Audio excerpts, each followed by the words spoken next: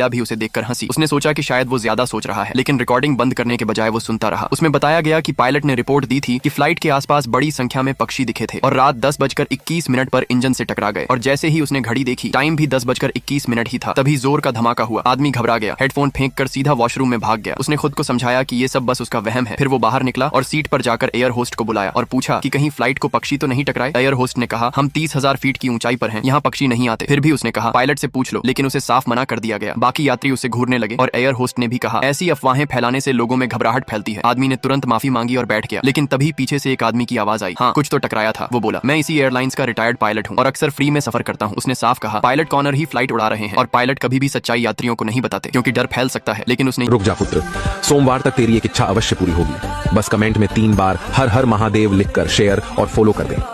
यकीन से कहा, इंजन से टकराव हुआ है। ये सुनकर आदमी फिर से परेशान हो गया क्योंकि उस रिटायर्ड पायलट ने पायलट का वही नाम लिया था जो रेडियो में सुना था। अब उसे लगने लगा कि सब बातें सच हो रही हैं। उसने दोबारा हेडफोन लगाया और आगे की रिकॉर्डिंग सुनने लगा, जिसमें कहा गया कि रात 11:15 पर फ्लाइट रडार से गायब हो जाएगी। उसने तुरंत घड़ी देखी, अब बस 40 मिनट ही बचे थे। उसका दिल जोर जोर से धड़कने लगा, पसीना बह रहा था। वो फ्लाइट के हर यात्री को गौर से देखने लगा, लेकिन रिकॉर्डिंग में ये नहीं बताया गया था कि फ्लाइट गायब क्यों होगी, बस कहा गया था वो रडार से लापता हो जाएगी। आदमी जानता था उसे अब कुछ करना होगा। उसने अपनी डायरी निकाली और सारी बातें लिखनी शुरू कर दी।